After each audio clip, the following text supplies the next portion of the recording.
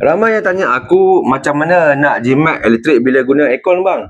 Korang tengok poll yang aku buat ni, dekat 44% orang pilih satu jawapan yang sama.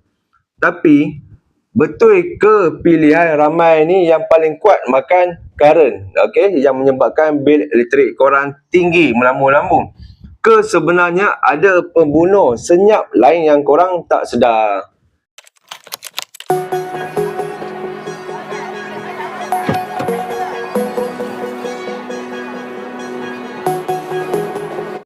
Hari ni, aku nak bongkar kebenaran secara teknikal, Kita bedah satu persatu pilihan yang aku kabulkan dalam thumbnail tadi.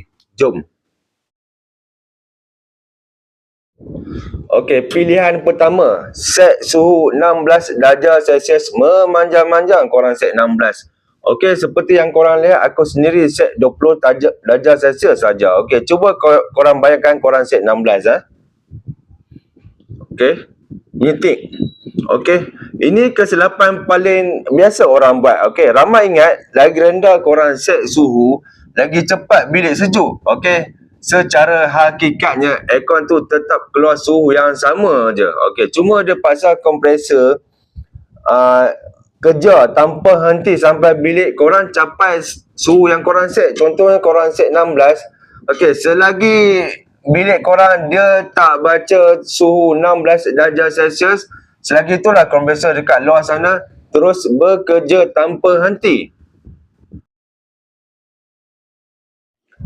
Pilihan kedua, tak pernah servis filter sampai filter tu tersumbat. Ini yang paling ramai orang terlepas pandang. Bila habuk dah tebal, angin tak lepas nak keluar bang. Bila angin tak lepas, bilik lambat sejuk dan motor kipas terpaksa berpusing lebih lama, berpusing lebih kuat.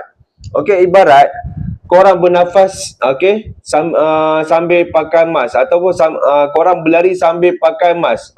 Macam mana? Korang struggle tak struggle? Korang penat ke tak penat? Macam tu jugalah aircon bekerja. Cuba bayangkan, filter ni adalah benda paling basic bang.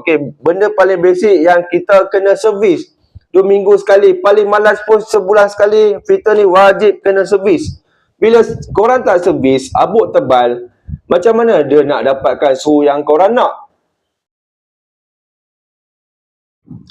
Pilihan ketiga pula, guna mode dry tapi nak sejuk. Seperti yang korang lihat, dekat aircon aku sekarang tunjuk mode cool. Korang tekan mode, dah keluar mode dry. Mode dry yang ada lambang titisan air ni. Ada mitos yang mengatakan mode ni jimat elektrik. Ya, aku tak nafikan memang jimat. Sebab dia fokus buang kelembapan, bukan nak sejukkan bilik korang. Tapi kalau korang guna mode ni untuk sejukkan bilik yang panas membara, aircon korang akan struggle lah, dan akhirnya akan menggunakan tenaga lebih banyak tanpa hasil yang korang semua inginkan.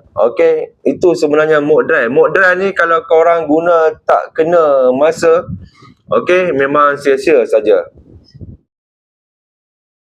Dan pilihan terakhir, pintu atau tingkap dalam bilik korang ada celah yang terbuka. Seperti dalam bilik aku, ni ada tingkap. Tingkap aku jenis slot masuk macam tu. So memang ada celah yang terbuka lah. Untuk tutup celah yang terbuka tu, aku letakkan lansir yang tebal, supaya kurang lah ada yang celah tu. Walaupun benda ni nampak remeh, tapi sebenarnya impak dia amat besar. Sejuk yang dihasilkan dalam bilik korang akan terkeluar walaupun tak banyak. Dan udara panas dari luar akan masuk ke dalam bilik korang.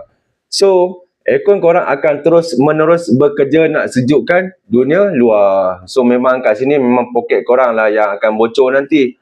Walaupun benda ni nampak remeh, tapi sebenarnya dia akan memberi impak yang besar kepada bil elektrik korang. Jadi pilihan mana yang paling tepat? Secara teknikalnya aku pilih filter tersumbat. Filter tersumbat adalah yang paling bahaya sebab ia boleh merosakkan komponen aircon korang dalam jangka masa panjang. Dalam korang tak sedar. Ibarat contoh, aircon korang boleh tahan sehingga 10 tahun, tapi disebabkan filter korang tersumbat, korang tak jaga langsung, korang tak servis langsung, mungkin boleh tahan 6 ke 7 tahun saja.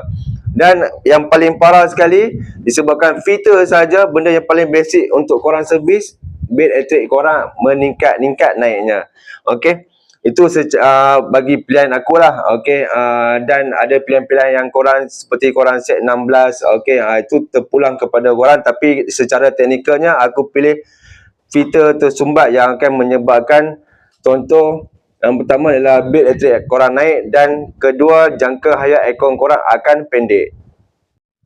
Okey, korang rasa ada lagi tak tabiat lain yang boleh menyebabkan current korang tinggi, makan current dekat rumah korang? Okey, cuba korang komen kat bawah dan jangan lupa like dan subscribe kalau korang nak lagi tips aircon dari aku. Kita jumpa lagi dalam video akan datang. Assalamualaikum. Bye-bye.